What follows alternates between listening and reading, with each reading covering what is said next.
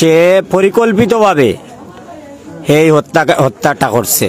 কারণ হলো আপনারা তার রাজুর পেজও আপনারা দেখবা, আমরা দেখছি সে এই লেখালেখি লইয়া তুলা সামান্য তুচ্ছ ঘটনা নিয়া সে যখন ঢাকা ছিল সে একটা রিস্কায় বইয়া সে বলছে যে তার হয়তো আর বিদেশ যাওয়া হবে না, সে তার জেলও হবে। এটা হে পরিকল্পিতভাবে তারে হত্যা করা হয়েছে। তদন্ত অফিসারে স্যারে আমারে ফোন দিয়েছিল মুসলিম আলী স্যারে, যে আমার এলাকার এই বিষয়টা আমি চিনিনি তারে, রনি নামে। তো আমি রনি নামে প্রথমে হয়তো তারে চিনি নাই, তার অরিজিনাল নামটা হইল কিন্তু জসিমউদ্দিন রনি। তো পরবর্তীতে আমি তারে চিনলাম, জানলাম, স্যারে আমার কাছ থেকে এই তথ্যটা নিশ্চয়।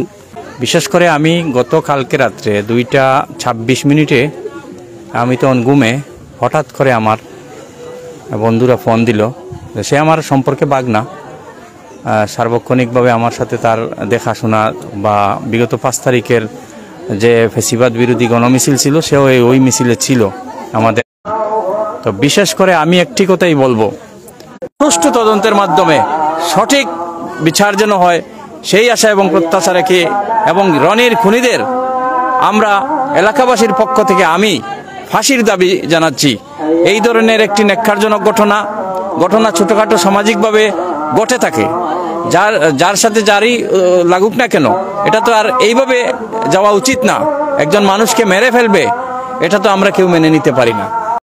সিলেটের গোলাপগঞ্জ পৌর এলাকা অর্থাৎ কদমতলা নামক স্থানে বন্ধুর হাতে বন্ধু খুন হয়েছেন এমনটি আমরা শুনেছি, এবং যতটুকু আমরা জানতে পেরেছি যিনি নিহত রনি হুসাইন তিনি যুবদলের একজন সক্রিয় কর্মী, এবং যার উপরে অভিযোগ উঠেছে অর্থাৎ ফেসবুক পোস্টকে কেন্দ্র করে এই হত্যাকাণ্ড ঘটেছে বলে প্রাথমিকভাবে সেটি ধারণা করা যাচ্ছে। এবং যিনি ধারালো অস্ত্রের আঘাত করেছেন তিনিও ছাত্রদলের গোলাপগঞ্জ পৌর ছাত্রদলের সাবেক সাংগঠনিকের দায়িত্ব পালন করেছেন এমনটি কিন্তু আমরা জানতে পেরেছি। এই মুহূর্তে ওনার যে স্বজনরা যারা রয়েছেন এবং তারা কিন্তু ওনার লাশটি নিয়ে যাওয়ার জন্য সিলেটের এমএজি উসমানী মেডিকেলের যে মর্গ রয়েছে সেই মর্গের সামনে কিন্তু অপেক্ষমান রয়েছেন, এবং একটু পরে ওনার লাশ নিয়ে যাওয়া হবে।